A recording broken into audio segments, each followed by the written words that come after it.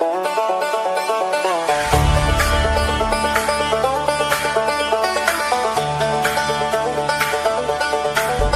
not a doctor, but I play one on TV. I know the problem, you've got just one policy. You do the opposite of what the Donald does. Don't know what you believe just because you got that TDS. You've tested positive. There's nothing I can do for chronic low IQ. It's TDS. Open the borders, let Mom Donnie pick your pocket. Let the boys beat the girls, they got that extra rocket. A theology degree from Starbucks. You declare that America sucks. You got that TDS. You tested positive. There's nothing I can do for chronic low IQ. It's TDS. If you're red, alright, let's get this party started. If you're left, you're blue and probably retarded. Like Rosie, De Niro, Jimmy Kimmel, Kathy Griffin.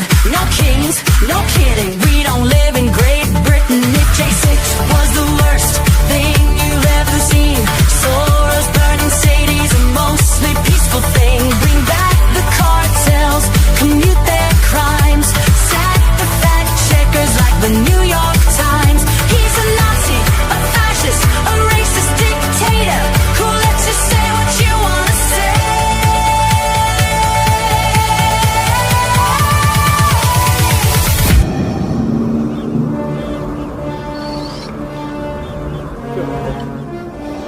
Luke, I am your daddy. You got that TDS. You tested positive.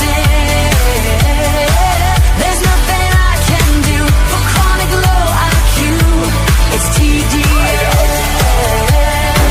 No matter what he says, you must be really dumb, 'cause you keep blaming Trump for your problem. Side effects of Trump derangement syndrome may include violent behavior, delusions, nightmares, insomnia, irrational hatred, hopelessness, anxiety, depression, blue hair, tantrums, inability to form coherent speech, difficulty maintaining gainful employment, and verbal diarrhea.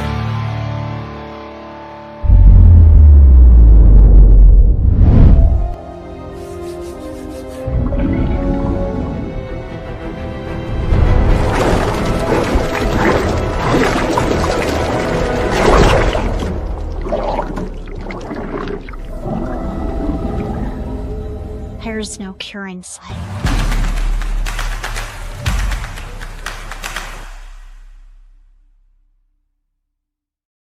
Hey guys, how's it going? Welcome to the program. I decided to do something a little bit different. I'll be honest with you first. But hey, by the way, please like and share and follow and give me the finger. Maybe 1, 2, 3, share, follow, subscribe, etc. This program, we're just going to smile. Let me tell you why we're going to smile today. I think I'm a little bit tired of just being gruff at the moment. And it's kind of, it's not a form of self-doubt for me. Let's see if you go through this. It's not a form of self-doubt for me. It's just shaking my head at the human condition. I'll give you an example. In all this election stuff with Dominion suing everybody to oblivion. It's the machines, they swap votes, they flip votes, they did votes, etc. And they got, 800 million out of Fox, 30 million out of another person. I mean, if you knew the trail of devastation over that claim about Dominion machines, it just befuddles me. Do you know what I'm saying? And for me, I'm trying to get it, and this is why I decided we're going to smile today. I haven't Well, I think I know what's going on, but I'm just, I don't know if the world's ready to understand what's going on. Let me give you an example. Dominion, that I infiltrated Antifa calls. It was the machines. They said they were going to fix the election. It generated $9 billion in lawsuits. $9 billion. Oh, $10 billion, actually. $10 billion in lawsuits. They got cash settlements, and that's not all of them recorded, because there's other ones where they shut people up that are not recorded. Like there's one on the books for $30 million you don't even hear about. Those lawsuits generated for them 27 times more financial windfall than they ever had as a company, ever. Took out great people, shut up broadcast networks, etc. And I look back over this trail of destruction, and I look at, where it originally comes from. I infiltrated an Antifa call. That person has done well, made ostensibly millions of stock with Mike Lindell going public and stuff. And there was even judgment, but Dominion never collected from them or tried to collect from them. Now, the reason I bring this up with the massive amount of cash and penalties and careers that were destroyed over that, the two impetus characters, the one character that said they heard it on a Antifa call, and then, of course, Mike Lindell. Mike Lindell has now been released from the Dominion lawsuit. Now, this is where it disconnects with me. See if you follow me. When it's gone to court, as many times as it has, and juries have found in the favor of Dominion or Coomer, that's a perfected legal case. That means it's a slam dunk. Why, after 6 years, with the lead in the entire thing, Mike Lindell and his claims about the machine, why would Dominion suddenly, we'll do a undisclosed agreement and we'll just let you out of the case, we'll just drop it? Why would they drop it after all this time? The one person that got everybody to repeat it. For me, it stinks.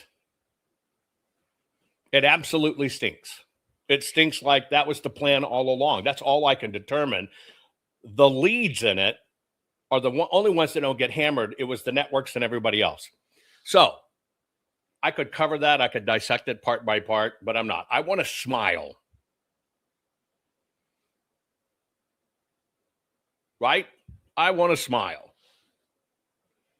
And it'll probably get us another lawmaker out of Lindell and governor. Think about it. How can you vote for a governor that couldn't even see the con? Well, now you see maybe that was part of it. It's just sickening. Just sickening. So we're going to do things to make us smile today like this. I always do studies. I read studies. Survey found that a woman's attraction to a man's face varies with her menstrual cycle. Ovulating women prefer rugged, masculine features. I can see that. While menstruating or menopausal women are drawn to a man with duct tape over his mouth, a spear in his chest while he's on fire. Further studies on that one are not expected. You know what I mean. Anyway, we're going to just have some laughs. We're going to see some nice things. We're going to kind of cleanse our mental palate. Today's program is brought to you by the fine folks at Goldco. Here's what I'm asking you to do. People are passing me the virtual doobie, going, here, Jovan, smoke this, you'll feel better. I don't partake in that, but damn, I'm tempted on that one because this one kind of stresses me out. Anyway, my partners at Goldco, I do this. We have the site called JovanLovesGold.com. Here's all I'm asking you to do is to go to Goldco, right? That's it. Request your free gold and silver kit today because now's the time to protect your money with gold and silver. I did an article. You should read it and how this all ties into the SpaceX stuff and everything else. Do yourself a favor. Check out the fine folks at Goldco, JovanLovesGold.com. Let me show you two things. I also want to get some feedback from you today. I want you to give me some feedback here in very short order, probably a matter of, 36, 72 hours. My newest book will officially drop. I've been telling you about it. Let me show you the promo for it. Are data centers going to destroy America? Will data centers and artificial intelligence rob our water supplies? Will it drive up our energy costs? What's fact? What's fiction? Here is the truth no one talks about. America must win the AI data center war or surrender the future to the great dragon. Award-winning, four-time best-selling author, technology, pioneer, and futurist, Jovan Hutton Pulitzer presents the definitive manual for winning this war against China, the three-toed dragon. Communist China's secret war to end American AI and data centers. China's relentless drive for AI dominance is no longer a distant threat. Through massive state-backed infrastructure, voracious energy consumption, and strategic control of global supply chains, the CCP is building an unstoppable technological empire. While America debates policy, China executes. This is not another tech trend. It is the decisive battlefield of the 21st century where data centers, power generation, cooling systems, and sovereign energy infrastructure will determine who controls intelligence, economic supremacy, and national security. This fact book, guidebook, handbook, and war plan cuts through the noise with meticulously researched intelligence on the hidden realities of AI data center demands. Exploding power requirements, industrial-scale water usage, heat island effects, liquid cooling breakthroughs, hydrogen and off-grid solutions, semiconductor vulnerabilities, and the strategic choke points China already exploits. It delivers actionable blueprints for American victory, from policy recommendations and energy independence strategies to practical deployment models for rural and sovereign systems that bypass fragile grids and foreign dependencies. For patriots, policymakers, energy entrepreneurs, technologists, and every citizen who refuses to live under digital authoritarianism, this is the essential field manual. America still holds the innovation edge, the resource base, and the will, but only if we act with urgency and clarity. The great dragon is moving at full speed. The time to seize victory in the AI data center war is now. Available on Amazon, hardbound, paperback, and ebook. Read it. Arm yourself. Win. So these are just pre-promos. You don't see tags. It's not available yet. Yes, you saw it ebook. I will go ahead and release these on ebooks because it's a more like a technical reader or whatever. It's going to be very hard for somebody to clone it and kind of package it as theirs because of how unique it is. You know, like where they copied my, Food Force Bible, etc. Anyway, so it's probably 72 hours away from when you're seeing this. And so it's not ready with a link yet where you could order. I'm just kind of letting you see it in advance so you can visualize what it is. I think it's a great book. It's a very interesting story. And I think it's a great way for you to understand how all these machinations of war behind the scene works, etc. But it's also a guidebook. It tells you exactly what you can do, how you fight this, exactly how you fight this, even recommendations of what you can do to inform your lawmaker to understand what's going on, right? The other part of it, I want to show you the other one will be released almost at the same time, maybe about another 24 hours after that one. And I rushed. That's why you didn't see me doing certain programs and stuff over here recently. I had to get these out of my head and finished. Right? Is the one about our kids.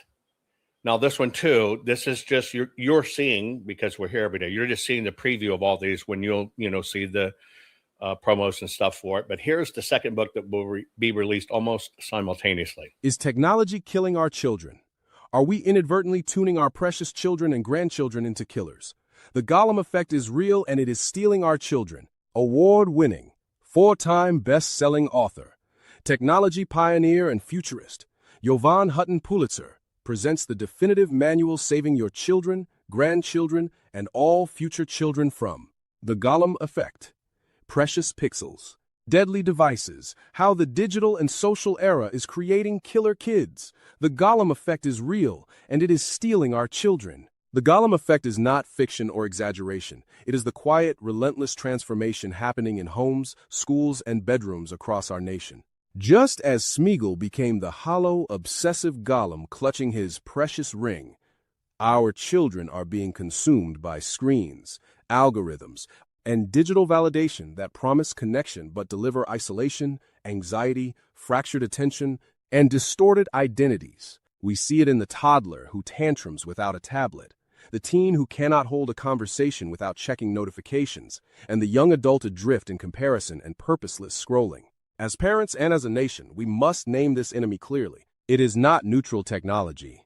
It is a powerful force engineered for addiction that preys on developing brains, eroding the very qualities our children need most. Deep focus, real relationships, resilience, creativity, and a secure sense of self. Ignoring it or downplaying it has already cost us dearly. Our most precious commodity, our children, our future, is at stake, and the time for complacency is over. We must know the enemy in this battle and be willing to face them head-on. To win this battle, we must first know the enemy, and then face it with courage and strategy. The Gollum effect thrives on convenience, normalization, and profit-driven design that exploits boredom, fear of missing out, and the human need for connection. It hollows out childhood through endless stimulation while starving young minds of unstructured play, nature, hands-on mastery, and undivided attention from loving adults. Facing it means rejecting the lie that everyone is doing it, or that screens are harmless entertainment. It requires intentional action, delaying personal devices, creating tech-free zones and rhythms, prioritizing outdoor adventures and real-world skills, teaching critical thinking about algorithms and comparison, and modeling presence ourselves.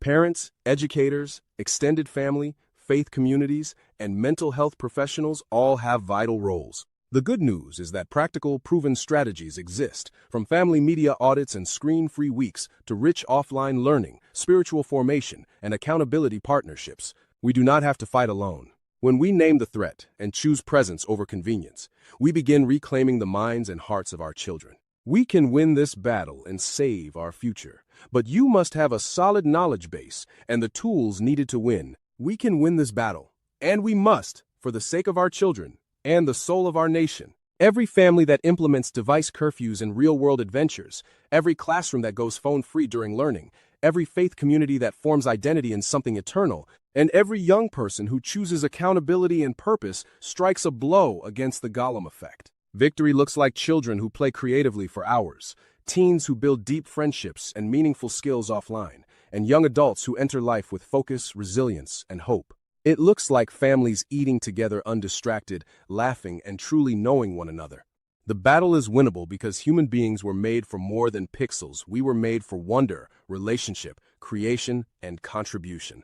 Our children are worth every uncomfortable choice, every boundary, and every redirected hour. Let this be our rallying cry.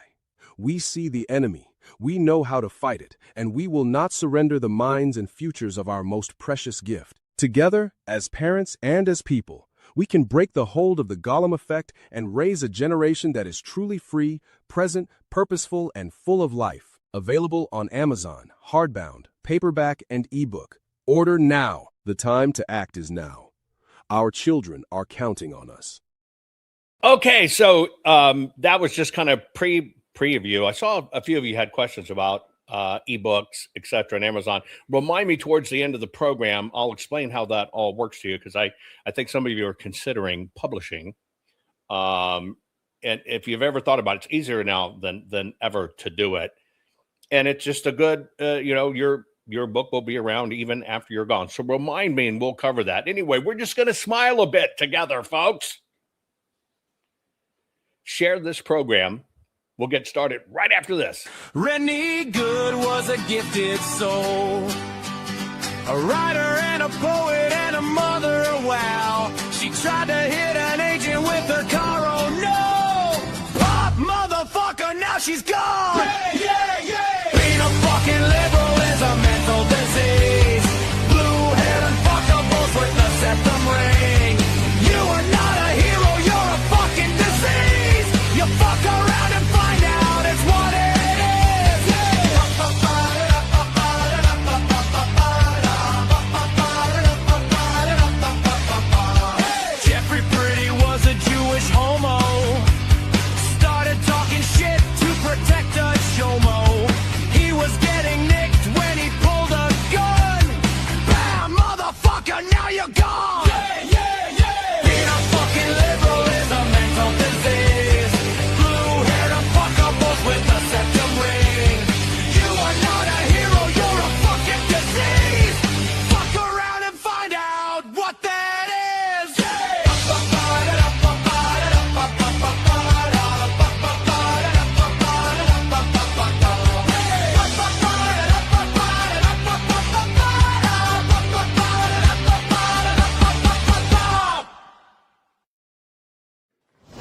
Warning. The following program has been rated Gilligaff and is intended for open-minded audiences. If the truth offends you, or if you are allergic to focused intensity, intellectual athleticism, or the occasional F-bomb or even irreverent humor, please switch off now. If your delicate sensibilities need to be worried about or addressed, might we recommend the Underwater Basket Weaving channel to you? Otherwise, sit back, enjoy the wisdom, insight, and wicked sense of humor. Cut the crap. How many times a day do you want to say that to politicians? The elite, the loony liberals, the fake news media, and the gender-confused, emotional socialist snowflake crowd. Cut the crap is your secret weapon for fighting for our freedoms and our great republic. It all begins with a massive mental enema, freeing you from the toxic news and politically correct views, which constipate your consciousness with stinking thinking. Your host, Jovan Hutton Pulitzer. He's known for calling out politicians and telling them to cut the crap. You've seen him on virtually every television network and listened to him on Coast to Coast Radio. And now he's here to help you learn to fight for America. Culture, race, and American politics. They all have one thing in common. They all need to cut the crap. Now, here's your host, Jovan Hutton Pulitzer.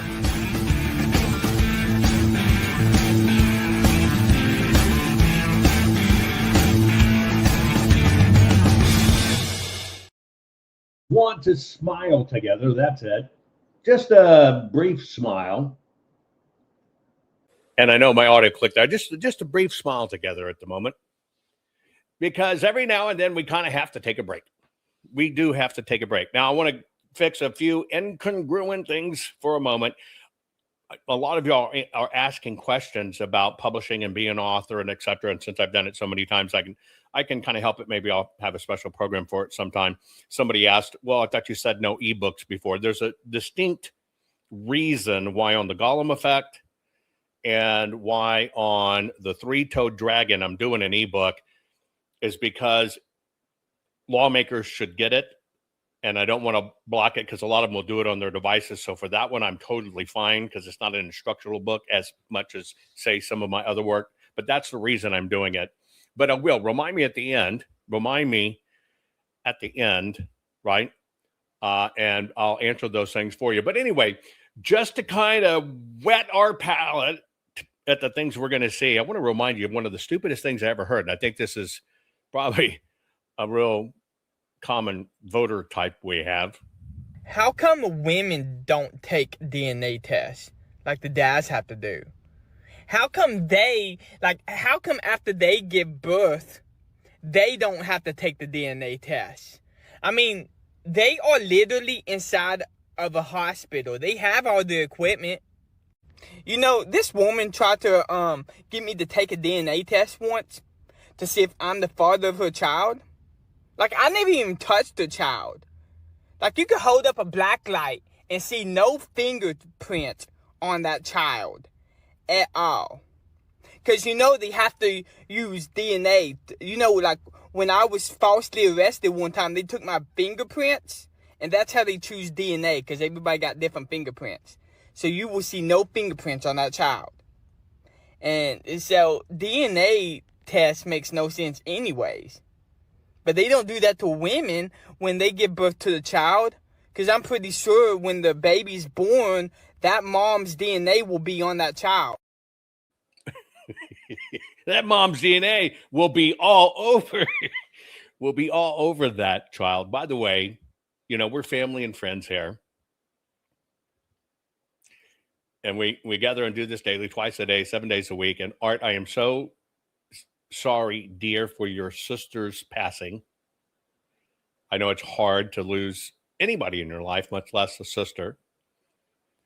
But with her long illness and heart issues, there's an element of not suffering, but I know it's still hard. And we're here for you. Group hug. Sorry that you're growing through that. And by the way, guys, you know, here we are, summertime, as it gets hotter. And you'll hear roosters and geese and stuff in the background simply because I've got the doors open. It's still in the 50s. I can't believe it. right? I can't believe it. It's still in the 50s. And hang on. I'm multitasking at the moment. I hate that, dang it.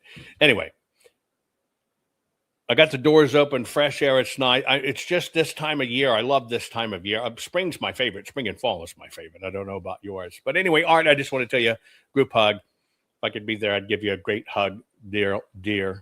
I'm sorry you're going through that. Anyway, let's kind of start with a little bit of palate cleansing, just something to smile at. I saw this. I just love it. Oh, no, it's even worse. An accordion. I hate them. Y'all like accordion music, by the way? My son, true story. I, at the time, lived in Dallas, Texas. His mother lived in Los Angeles for her career. He went out and saw her. And he came back home. With an accordion. Now, my son's a very gifted musician, can pick up anything, teach himself it, and boom, and poke out a song, right? And he came home with an accordion that he bought for $20 at a, I don't know, swap meet in Los Angeles or something. And I said, son, why an accordion? And what we had done a marathon, a movie marathon of watching all the Godfathers. I'd never watched them, so we all sat down and watched them. And he says, I just keep on hearing that Godfather song in my head. And the next morning, I kid you not, the next morning, sitting down, having coffee, comes in and says, check this out. And he played all the Godfather stuff for me. And so I have a really good appreciation when you understand the mechanisms, the pieces, the different variations of anything that has to do with an accordion. It's pretty amazing. But here it is. Most people say an accordion, oh my God, not John Candy, not accordion music, not polkas. Well, check this out. Oh, no, it's even worse. An accordion. I hate them. I hate them as well.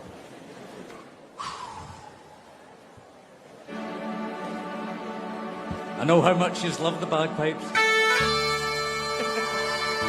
Bagpipes on the accordion. It's like a marriage made in hell.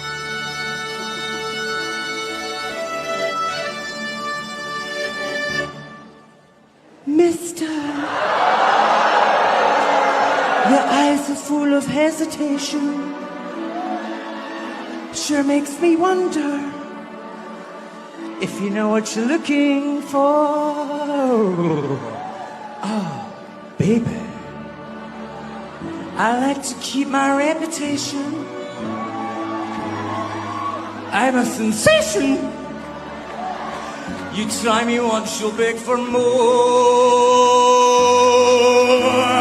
Yes, sir, I can boogie, but I need myself and song.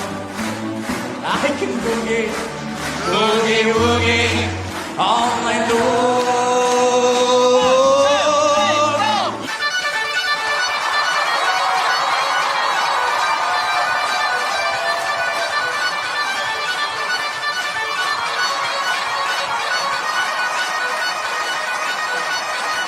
Yes, sir, I can boogie, but I need myself and song. I can boogie, boogie, woogie, all night long. 1, 2, 3, go!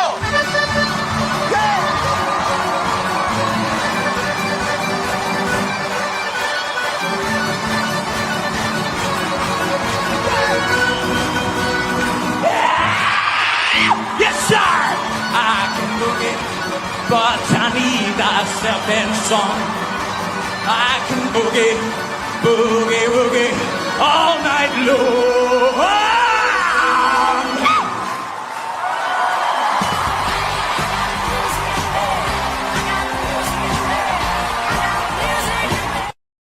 I think that's just good. It just makes you feel something that's very difficult to play, but totally ends up being something you didn't expect and turns out to be pretty fun.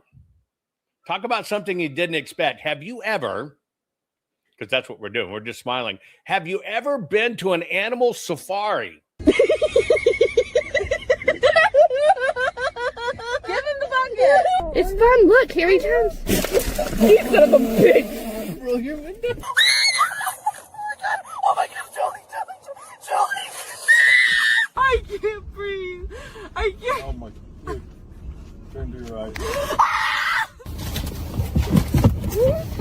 going on?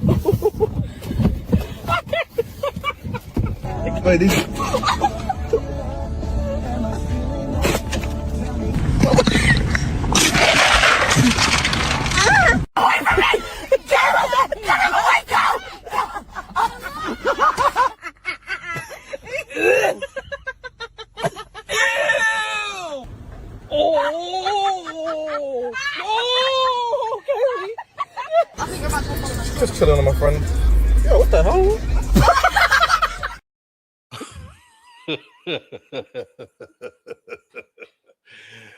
It's just nice every now and then to take a break and laugh, right? Just to kind of get away from the crap. But have you ever, that's if you go to an animal safari, you're going to deal with that. You're going to see some pretty weird stuff. There the rooster goes. He's actually going to walk in. It's probably, I tell you what I'll do. It's probably doo-wop because of where I am. And he will probably walk in. And if he walks in, I'll scoop him up. I'll introduce you to doo-wop, a rooster of many roosters that got picked on, that took a special liking to me. I'll show you firsthand. We'll see. I don't know if he's going to be close enough for me to grab him. Let me show you another little bit here. I'll think you'll like in talent. This kid, beautiful stuff.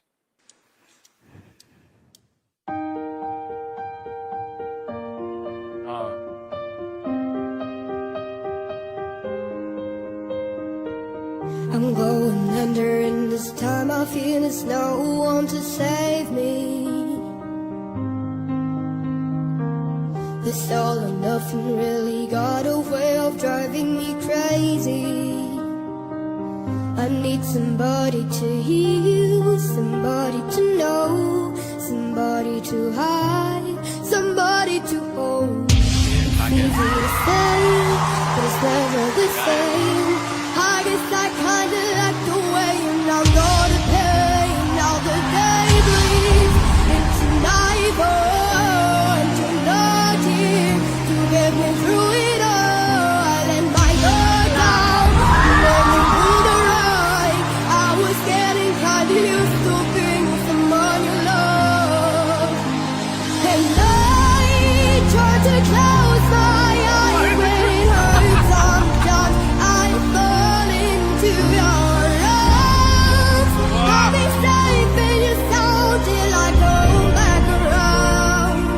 And now the day bleeds into nightfall, and you're not here to get me through it all. I let my guard down, and then you pulled her up. I was getting kinda used to being with someone you love. I let my guard down, and then you pulled her right. I was getting kinda used to being with someone you loved. He was so excited, wasn't he?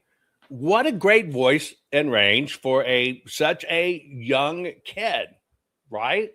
By the way, we were talking about books. I don't know if you know, a lot of the history books I wrote deal with lost treasure and finding lost treasure. Let me show you one of those books real quick, and then I want to get your opinion. Did you know there is a form of wealth, big wealth out there, lost, yet very few talk about it? What if you could use your internet sleuthing skills combined with simply getting outdoors to possibly change your fortunes and future? Is $14 trillion enough to motivate you to at least try? From the world's most prolific forensic history writer, Jovan Hutton Pulitzer, comes a simple book to help you catch the treasure bug. Introducing Strike It Rich, 50 Lost Treasures You Could Find. This engaging and entertaining book features lost treasure story from each of the 50 states. This book from the personal archives of Jovan Hutton Pulitzer details the same skills and research you watched him display of the History Channel's #1 show ever, Curse of Oak Island. Learn directly from a real-life expedition commander who also happens to be one of the world's top treasure hunters and has written over 200 individual lost treasure history books. Imagine Pulitzer as your own personal how-to treasure hunting coach and treasure historian. Whether it's lost Spanish gold, lost gold mines, and even lost cities or civilizations. The accounts of lost treasures in this comprehensive series come directly from the personal case files of Commander. Lost treasure is out there. In fact, $14 trillion is waiting to be claimed, and no one person or team can find it all. Commander Pulitzer, opening his top-secret research files, not only retells the legends, but presents his proven 3x3x3 lost treasure locating secrets. Use these techniques to verify, track down, and recover lost treasures. Pulitzer system is proven to work, and now you can take the same steps a certified professional cashologist, a professional treasure hunter, takes to win and win big. Stop dreaming of fortunes and go find your fortunes. Step-by-step procedures combined with the actual historical facts, figures, and the who, what, when, where, and how of real treasure stories on a state-by-state basis. The formula is simple. Just get off your duff and start, and you instantly have a 50-50 chance of striking it big. Order on Amazon, strike it rich. 50 last treasures you could find. Do it now. Dream big, be entertained, and maybe you will change your fortunes and future. Order your copy now. So one of the things that I've always promoted, and you know from my backstory, it started out when as kids we found a bona fide treasure. And that kind of set me on a course for my whole life that after 9/11, when I officially retired, which I did 26 years ago, that I started running around commanding a exploration team, trotting the globe, hunting down these things in lost history. I have amazing artifacts, all kinds of stuff, you know. And I wrote these series of books. That's one book that of many that's on Amazon. It's just kind of helps you give a flavor of it. The reason I'm asking you this is there's $14 trillion out there unlocated. Remember, to be a lost treasure, it means it had to be mined. There's documentation. It had to be transported. There's waybills. That's documentation. More than likely it was minted or smelted. That's another waybill. And then the waybill of transport, getting it to its final destination. So that's another touch point. And then somewhere along the way, it got lost. Not stolen, but lost. And only about a third of all the riches that the Spanish took from the Americas actually made it back. So 2/3 of it's still out there. And they did all the hard work. And so there's trillions of dollars out there. Some of it amazingly right under your feet. Without busting somebody out, I can tell you of a legend of lost Confederate gold or Confederate era gold. And the person did the research, figured it out. The land it set on came up for sale. And he bought the land. And in buying that land, now he's hunting on his own land, which was totally fine. And he basically recovered $100 million in gold. It's out there. Now, I'd like to have people dream. It's good things to dream about, even if you don't do anything. And it's something you can do from your armchair because it kind of combines forensic file and investigation techniques and dreaming and everything else. Because I have thousands and thousands and thousands of these records and have documented them well over time, I'm considering just kind of producing them all. You know, whether you get off your ass or not has nothing to do with me, but just to kind of help foster the dream or whatever. So let me show you something I recently did because I'm willing to have my team produce these and just kind of release them regularly for you. Let me know if you'd like to see some content like this. The legend of the lost silver mine, Llano San Saba River.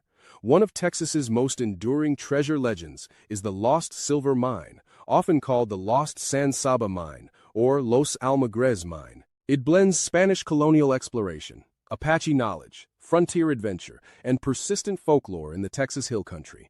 Though no major silver has ever been commercially recovered, the story has drawn treasure hunters for over 250 years, with estimates of potential value once exceeding $50 million in modern terms. The tale begins in the 1750s. Spanish authorities in San Antonio sought a site for an Apache mission amid tensions with Comanches. In 1753, Lieutenant Juan Jovan heard from Indians about a Cerro de Almagre, a hill of red ochre indicating mineral deposits, while exploring near the Llano River. In August 1753, Apaches guided settlers to the hill, but initial finds were modest. Governor Jacinto de Barrios y Jauregui then dispatched an official expedition led by Bernardo de Miranda y Flores.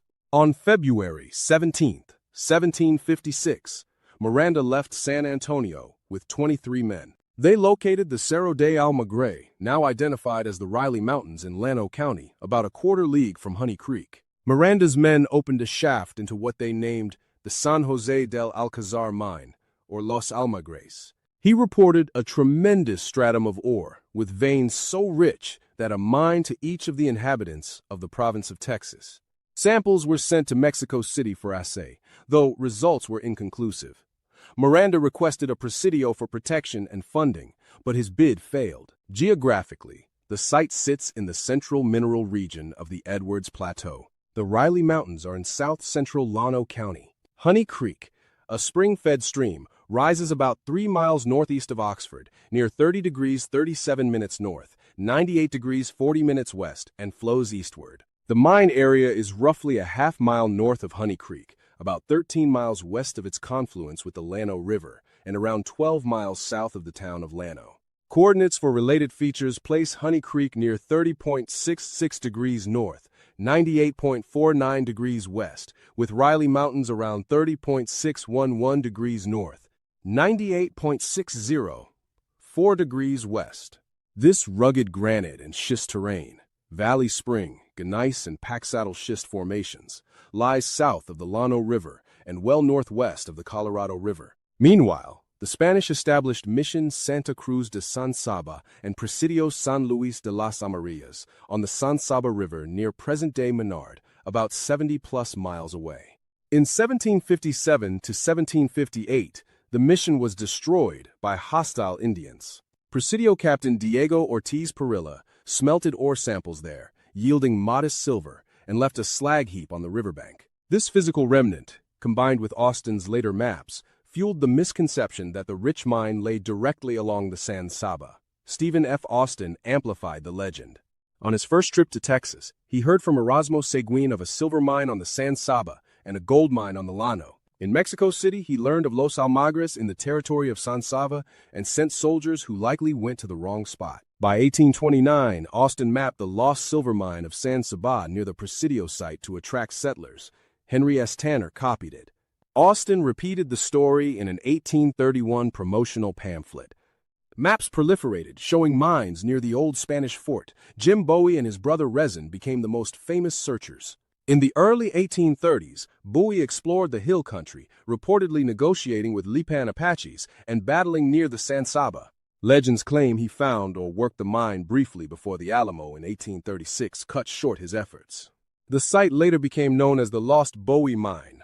A prankster even added mine to the Bowie name on the Menard Presidio gatepost after 1895. Menard still celebrates with annual Jim Bowie Days. Later hunters included rancher Beasley, who stumbled upon it while chasing horse thieves but couldn't relocate landmarks. Harp Perry, said to have extracted silver before Comanche attacks, and 19th to 20th century groups. In 1902, historian Herbert E. Bolton used Miranda's journal to pinpoint the Boyd Shaft near Honey Creek. Okay, so here's my question. That's just one. And by the way, I showed you on that particular one pieces from the History Channel documentary following my team, where we used my techniques and physically located it. With that said, when I just have this vast wealth of forensic research information, and you can see how exact it is. So I was wondering do you think that would be meaningful content for you across my content platform? That if I regularly release those stories in that format, the reason, they're all out there in my books. And if you actually use good detective sleuthing skills, you can go set foot on these grounds and, try your hand at it. But I've had the books out for a very long time. I first published those series almost 20 years ago now, 18 years ago. The reason I'm asking is I was contemplating narrating them all, which is one version. I could easily just narrate them and give you an audiobook series you can listen to on the road, right, or whatever. Or go to the extent of producing them in that way with AI to give you visualizations with the stories. So my question is, would that even be of interest to you? Answer in chat across the platforms, whether you're on Instagram or YouTube or any of those. Would that be something that would be of interest to you, that it would be worth the time, right? You cannot produce them non-AI. It is prohibitive, unable to do. To produce the visualizations, we have to use AI. Makes it much easier. What would be of more benefit to you? Because I'm willing to open all my files. I have the largest collection of books, publications, etc., of treasure-related history of anybody in the world. And I've synthesized all this down. It's good for just streaming. It's good for getting out. It's good for doing with your kids or grandkids or whatever.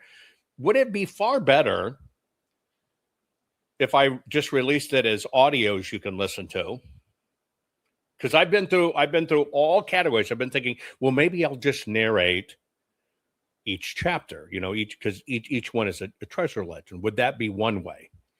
And then I thought, well, what if I narrate and score, which means I dramatically reenact, your voice characters, sound effects, all that other stuff with audio, and you can listen to it. So it's kind of like history and entertainment.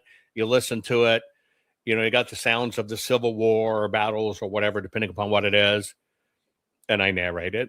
Or now, because of advances in artificial intelligence, releasing it to you like that. Now, that one is just an AI-produced narration, but we could do AI-produced narration that, has sound effects too. Which is better? Which one is more attractive to what your lifestyle is, right? And nothing stops you from going and setting foot on the ground. Because if you think this is all done, look, people misunderstand treasure hunting. You do it behind a computer. You don't just go to a place and look. That's not how it works. 99.8% of the work is done behind a computer, exactly what you're doing right now. You never set foot on the ground until you're certain and you've got everything plotted out. So, 2 questions. What format would be most attractive and helpful to you?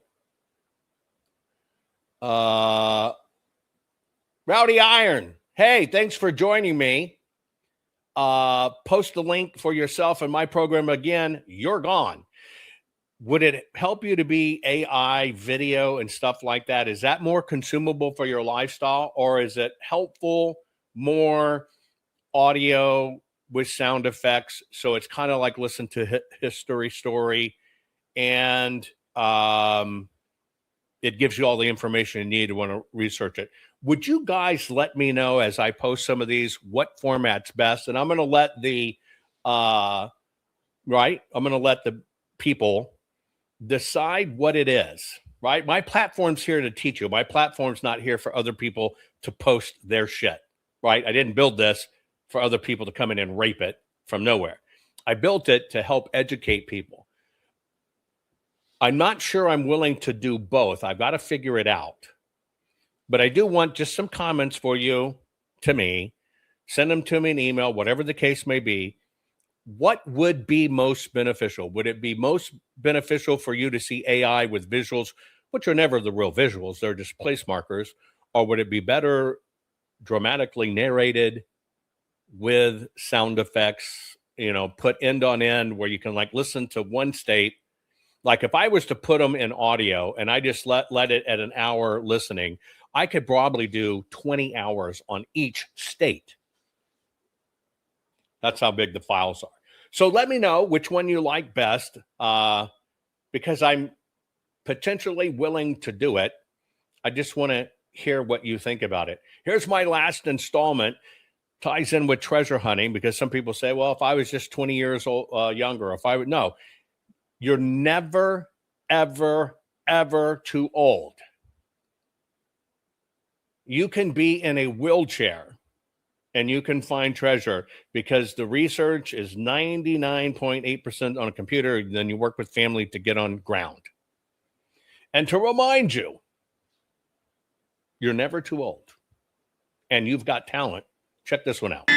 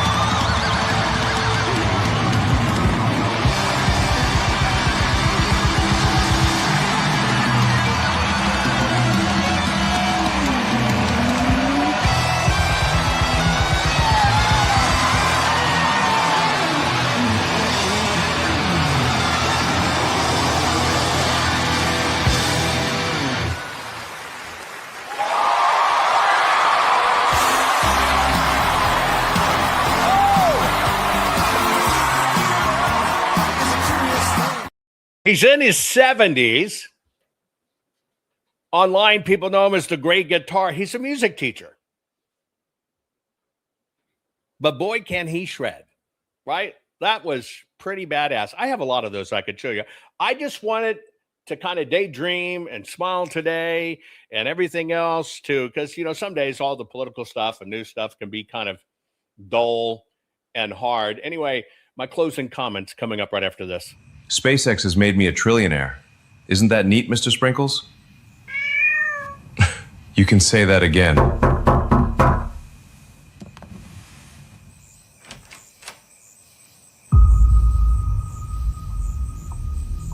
Do you need something? I hear you have $1 trillion. Yes, I am a trillionaire, but I don't actually have $1 trillion. I want it! There's no money here. Give it to me!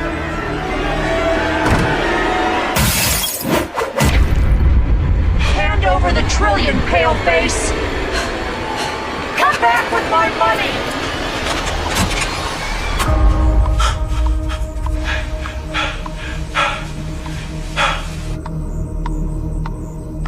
Where are you going with our $1 trillion, comrade? I keep telling you, there is no money! He's hiding it! I bet he swallowed it! Let's cut him open and take it! I don't have $1 trillion. All that wealth is in my rocket company. He said the $1 trillion is in his rocket. Let's go get it!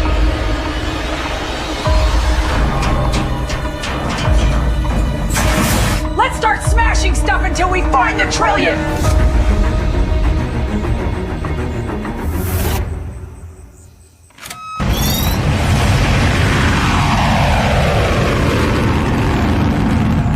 Good thinking there, Mr. Sprinkles. Those people were scary, but luckily they were extremely stupid. Now let's go swim in the money vault. The $1 trillion is all mine.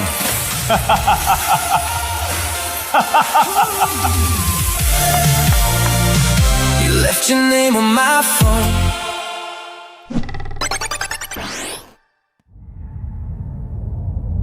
See any wealth here to redistribute? No, just red rocks. Rats.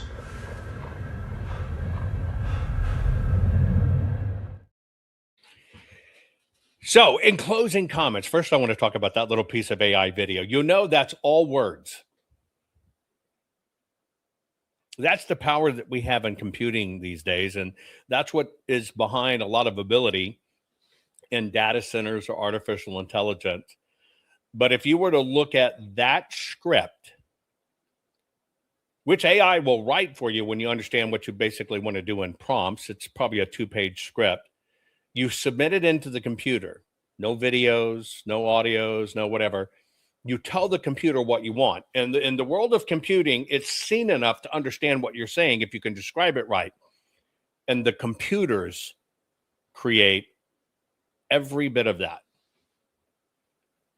Now, back in the old ways of doing it, you would get your photographs, you might animate some, you might have to, you go out and shoot things. Animation can be, in the old days, that would have been about $2,000 a finished second.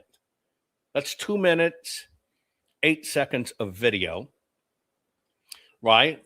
So you would have had 128 seconds clicking away at least $2,000. Well, a second for the animation and stuff to really get the animation. It's been wildly expensive. Those days are gone. Once you write it and have it ready to program and you hit submit to AI, AI does that in about 4.5 minutes. Everything. Every camera move, every sound effect, etc. That's the kind of world we live in today. AI is not here to consume you. AI is not here to dominate us, although it can. AI makes everything better. And so that's why I asked you about content. One of the reasons I've never produced my full narrated series, which, by the way, there is a Grammy category for. And because of the vast nature of it, I could easily win a Grammy, which is one of the awards I haven't won. But the time that's required, the time. I now can take my voice, which I've done, and I can import it into the computer. By having AI watch all my programs, it learns my mannerisms, it learns my syntax, it learns my pause nature, etc. It learns all of my vocal ranges, when I'm mad, when I'm not, whatever. And now the computer can learn it. And so literally now for production, doing it right, you submit it, you walk away, you do other things. And, you know, a half hour, hour later, you come back and it's produced, not conceptualized. That's the power of the technology world we live in today. And it's not some horrible beast, but just like any technology, it can be used for bad. I know a fellow had a penchant for history and just loved old stories and taught himself AI, taught himself to produce videos, taught himself the audio and stuff. And because he could see it in his head, he kind of knew what to write. It's not like writing a book. And now he knocks, you know, he's an older felder, left his whole career, but he knocks down $500,000 a year, just producing them for people to watch. This is how technology can set you free, which now brings me back to why I ask you certain questions. But more importantly, some of the questions earlier about me and publishing, about books and authorship, etc. Now, somebody said, well, on Kindle, if you release an ebook, Amazon's now paying by the page people read. It's yes and no. Let me explain what that is. When you do a Kindle book, it allows people to read it and have it on their electronic devices. It allows you to do it much cheaper. The margins are really good. However, you're taking your body of work and making it device centric. And if power ever went out or went down, your content is just no good. That's part of why I still produce in hard format, because I'm always of the mindset when hell breaks loose, you don't have any power, you can always sit and read a good book. When it comes to the Kindle topic, which is Amazon, it's all one platform. So when you produce an ebook, you can make a royalty. You just load it up and do it, put it into Amazon. They don't happen by happenstance. People got to know about you, know how to get it, but you can do it. Books don't sell themselves. Books must be sold, just like anything else.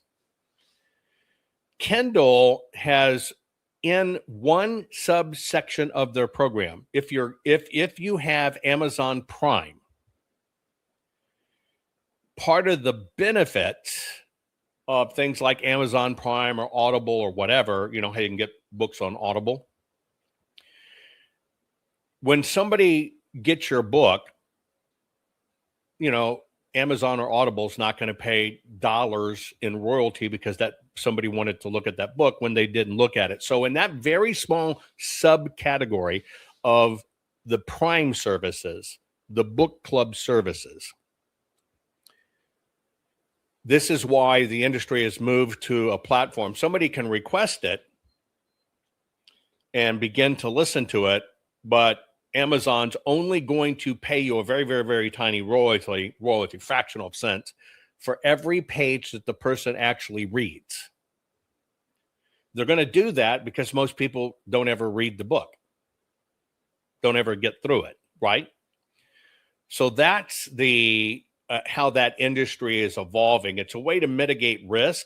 It's the only way you can manage the finances. And by the way, if you're a great writer and people get pulled into your body of work, they read more pages. It's a win-win for everyone, but that's what that specific category is. It doesn't mean that's the way it's done. It just means this is how they work you into the subscription side of the business. One of the other questions I saw at the beginning is, Amazon will give you your own ISBN code. An ISBN code is a book code on the back of the book. That's this thing right there. Okay? Just so you understand from a publishing standpoint, if you're a publisher and you need multiple of these in it to identify you as a publisher, it's going to cost you several $1,000s to set up your ISBN hub.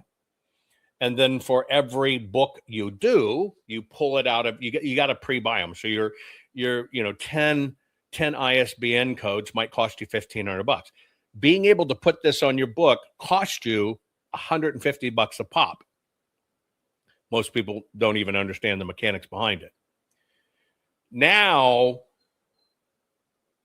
through Amazon and stuff, you don't really have to pay that fee per one, which keeps a lot of people from publishing because you take more and more out of your pocket. You pay thousands in artwork. You have all kinds of, publishing, all this other stuff, right, that you have to go on. It's just expediting it up. So for those of you that are considering, I heard somebody saying doing fiction, you can use the Amazon ISBN code that you get with it. That's no problem. It means if they control your destiny in the bookstores and stuff like that, but it's kind of no big deal. I can tell you from my standpoint of writing so much, For me, it's an evolutionary process. It's very easy for me to produce something very technical and do a lot of technical research and then translate it so people that don't have the same background that can understand it. That's kind of my gift, kind of a translator. That's why I say, I'm a nerd hiding out in a biker's body. I can translate it so you can understand what really happens behind the scenes. That's why you understand a lot about elections and stuff that I do to help you understand the laws and stuff. One of the hardest things to do in life,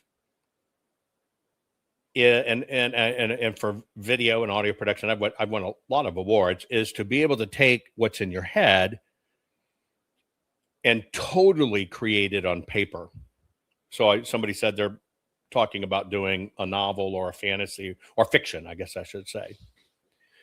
I want to let you know one of the hardest things I have ever done in my life is to manage the discipline to pull the fiction writer out of me. Right? But I've begun that process, and it's taken me over 20 years.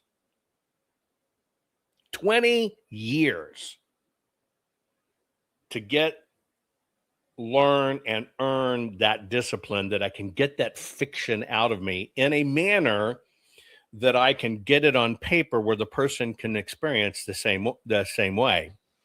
Why? Because my mind moves too fast many times for me to even speak it, but certainly I can't type as fast as my mind can do it. So I end up losing a lot more in the moment of inspiration opposed to getting out. So I think some of you are going through this process. I think it was you. If you want to write, books are one way you can be around forever and you can continue to make an impact. And it does not matter what category it is, self-help, technical, computing, being a mom, being a grandmother. It does not matter what it is. I would highly encourage you to get it out of your head because it's easier than better. Now, let me show you, I'm going to explain to you how the publishing world has changed. Let's take this book right here. Okay. And it's super 4-color, super high def, the whole bit, right? I publish in this format because I want you to have a hard physical item left over. But let me tell you the evolution of publishing so you'll understand it. And this is how technology changes your life. If I was to go back to my first episodic series that I produced 2008's the publishing date. Back then, when you would produce a book and you're going to do your publishing or whatever, you're going to do all the layout. You're going to have your editors, everything else like that. You got to get it right for publishing, and you get it ready for a printer. You'll send those files to a printer, but there's a catch. Now, the catch is you yourself are going to pay for the first 1,000 or 2,000 copies. Now, if it was just a black and white book, color copy, softbound, but it was black and white, not color, you're going to end up spending, let's say there's no color inside, just the outside cover. You're going to end up spending probably $20 a book. And so for somebody to write and to get your first 1,000 copies, forget all your time. You're going to drop 20 grand just to have your copies because that's what you sell. So in that old business, it's the costs are wildly prohibitive, right?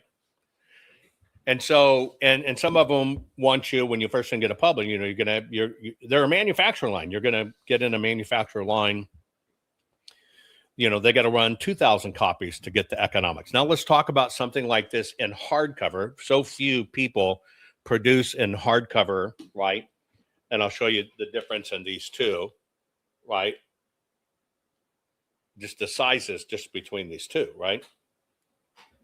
I like producing in hardcover because hang on, let me grab this. I want it being around, but they're expensive. Now with something like this, you're talking in the publishing world, you're talking a book that cost $70 to produce in super high volume. $70. Color, high color, all this other stuff, right? And if we were back into the old publishing times, and let's just say you could manage to get the cost down to about $70 a piece, and you're going to run the first 2,000. That's not a lot of books. You're going to run the first 2,000 off yourself in publishing. You're going to drop $140,000 on your book. Now the question is, do you want to publish a book? Do you want to drop $140,000? Right? It's like kind of buying a second home. Get it? Very, very, very, very, very. Right? And it would be expensive. You go back even further, it could be thousands of dollars a copy. It's just true. Now, this is one way technology has improved your life. Let's take this book right here. It's a very expensive book to do, right? $40. All the gloss pages, that doesn't include the design work, the artists, any of that, or your work in it. Expensive. Let me tell you how technology changed. In the old days, if you were producing paperback or hardbound, just like I told you, they're not going to touch it. They're going to try to get it on the printing press, and they're going to try to absorb the cost they can. The reason you as an author would have to order 2,000 copies a piece is because you're working with a publishing company. They want you to order your 2,000. Basically, they'll run an extra 1,000 with it, all in the same cost. And that way, when they're selling 1,000 of your books, their costs have come down, but they've done it on you. The way technology has changed the world, and this is how technology changes your life to better. When I come out with a book and I do a new hardbound edition, yeah, I've got all the time and design and research and everything else, but it basically sets on a server now. And publishing has changed because this book, bound. I mean, take a look at it, right? This book, bound, color, and everything else comes out complete one at a time. So now in publishing, instead of me having to decide I'm going to drop $100,000, but I'm going to do this new book, and you hope like hell you make your money back, now you don't have that expense. And you put it there. So when somebody wants one, the robotics, the machine literally manufactures, binds, puts together the book one at a time. And it doesn't matter if you sell one or you sell 1,000, you're not having to backlog them. It's made one at a time. So it's revolutionized publishing to give you a scale, even though this is a very expensive book to do. This book duplicated at a Kinko's, because it's color pages, would cost you about $400 to just get a color copy made. That's where the publishing world went off and left the printing world. This is how technology changes your life. And that's why I try to use it. I'm using a throwback old medium, right? But that's why I tell people you shouldn't be afraid of technology at all.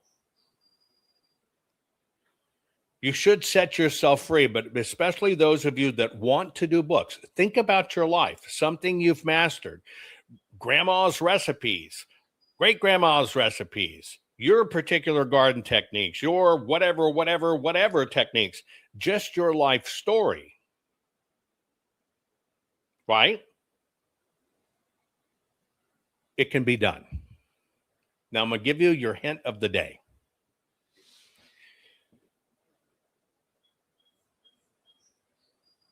Back when my grandmother was alive, she'd be 120 something right now. How old would she be right now? 106, 118?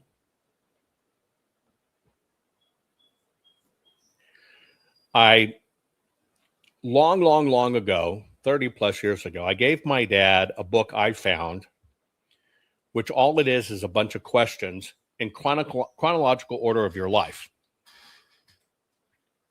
Write this down. Write this down. Write this down. So 30 years ago, I gave my dad a book. And it was a fill-in the book that just, here's questions, and it starts with your childhood, your family, what you remember, your most this experience, your most that experience, your most this experience. There's a book about that thick. And we're expected, people were expected to write in it. My father, although articulate, was not literate. So I gave it to my dad and I urged him, fill it in. And it wasn't really happening. The next thing I did is said, okay, I'll short circuit this. I gave him the books, everyone for all of my aunts and uncles. Only one had died at that time. I gave him an audio tape. I gave him a box of batteries, a box of tapes. I gave everybody a recorder and said, sit on the recorder and answer those questions. So I could at least extract it. Now, if this was the old days, you take in those tapes. You got to get a transcriptionist. Okay? Transcriptionist transcribes it, and then you got to work through it, whatever through it. But you can extract the family's life history. Or you could do it with a video camera. I did it with my grandmother. I just put a video camera in front of her. But that's a lot of manpower and work.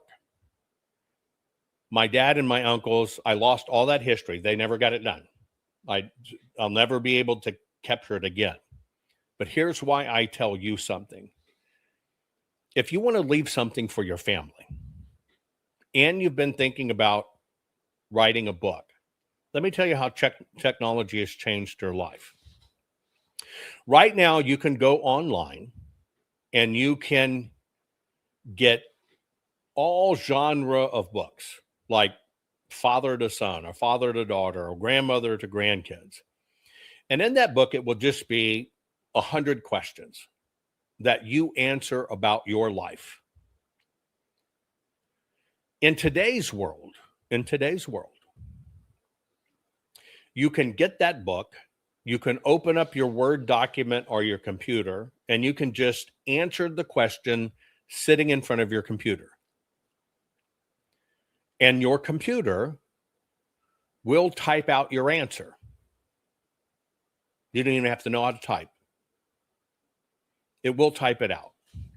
Now, let's imagine that you answered those 100 questions. Let's say each answer, and the more detailed you are, the better you are, but let's say each answer is one double-spaced page of type. What was your fondest memory or whatever? Now, your computer has done the work for you, and you've got 100 pages. You can now, through technology, and I'm giving you a way if you want to get a book out of your head. I can't work this way. The way I taught myself is so systematic. I have to kind of follow my system. I wish I could do this. But what you could do, let's say you answered all of those 100 questions. Okay? You can now take that material, and in any AI in the world, you log on to AI, you give it your material and say, this is my life story. I need you to take it, read it, correct it, edit it, and tell it in a good storytelling way. And AI will, in fact, take every page of that, right? You kind of show them, I want it to be in the style of this. You can take every bit of that, and it can match and find your style, and it will make it readable and make it all fit together. Well, what you get on the byproduct of that is you yourself using AI will officially have a book. Now, Let's go to the next step. Because the publishing world has changed, you can go to any one of a handful of publishing sites, and you can take that manuscript, upload it. It'll do a cover for you. And you can say, I want this in a book, paperback, hardback, or whatever. You can't get all of those papers copied at Kinko's for as cheap as you could get that in a book form. And you could order 4 or 5 of them, 6 of them, 10 of them, 100 of them, whatever. And you could give your family your life story with just a little bit of effort. It's not the publishing world I live in. It's a publishing world you can now take advantage of. So all of you, I want you to know everybody has a book inside them. But at worst case, your memories, your stories are valuable to your children or your grandchildren or whatever, or maybe children that hate you and you have a relationship with the grandchildren. It's your ability to get it out and to never be forgotten. That's how technology can improve life. That's how technology can leave your legacy behind. That's how you can take these great memories, get them documented, but if you wanted to add your own little twist, here's what I learned from it, and you just add that own little kick on each one. You're passing your knowledge, your wisdom, your insights, your stories on long after you're forgotten. So I would encourage every one of you to do it. Now, if you're really interested, I'd be happy to, if enough people are interested, I'd be happy just to do a Zoom. We'd pick a date and do a Zoom, and I will show you the tools. I'll show you how it works so you can see it, what can be used and what can be done. But everybody has the ability to do this. So as we get into this digital world, which is affecting us in the wrong way, you can use it to make a positive impact in the world, and especially with your family. And I would encourage everybody to do it. I would encourage you right now. You know, today we're dealing with one of our family here who lost her sister last night. It's never too late to start recovering these memories. And one really, really good goal in life is to excavate the memories of your family so they can be passed on. And that's what technology enables. Anyway, hope you had a few smiles today. I love you all. Share this program if you feel like sharing some smiles. Take care. Rennie Good was a gifted soul, a writer and a poet and a mother, wow. She tried to hit an agent with her car, oh no! Pop, motherfucker, now she's gone! Yeah, yeah, yeah! Being a fucking liberal is a mental disease. Blue-haired and fuckables with the septum ring. You are not a hero, you're a fucking disease! You fuck around and find out it's what it is!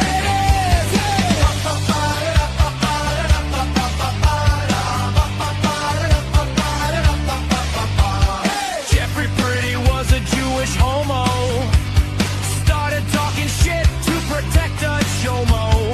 He was getting nicked when he pulled a gun.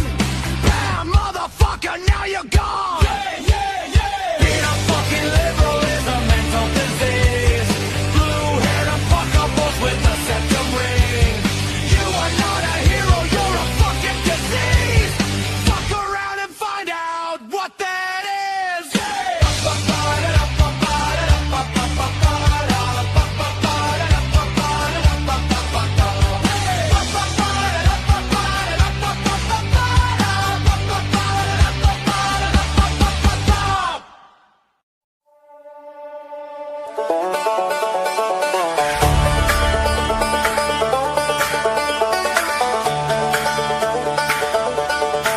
I'm not a doctor, but I play one on TV. I know the problem, you've got just one policy. You do the opposite of what the Donald does.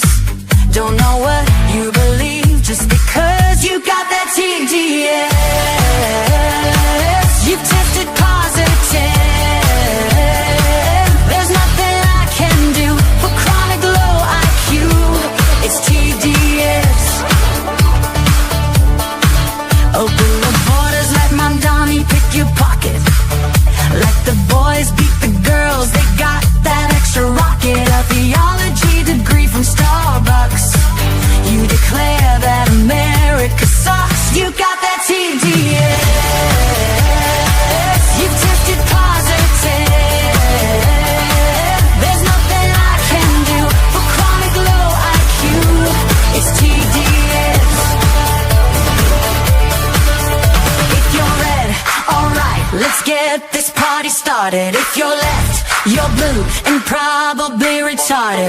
Like Rosie, De Niro, Jimmy Kimmel, Kathy Griffin.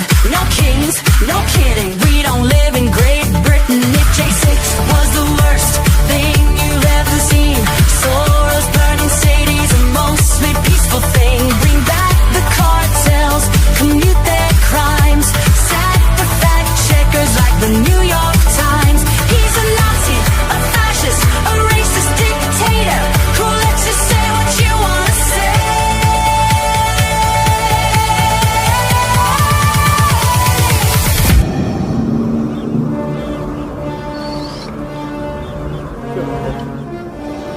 Luke, I am your daddy. You got that TDS. You tested positive. There's nothing I can do for chronic low IQ. It's TDS. No matter what he says, you must be really dumb, 'cause you keep blaming Trump for your problem. Side effects of Trump derangement syndrome may include violent behavior, delusions, nightmares, insomnia, irrational hatred, hopelessness, anxiety, depression, blue hair, tantrums, inability to form coherent speech, difficulty maintaining gainful employment, and verbal diarrhea.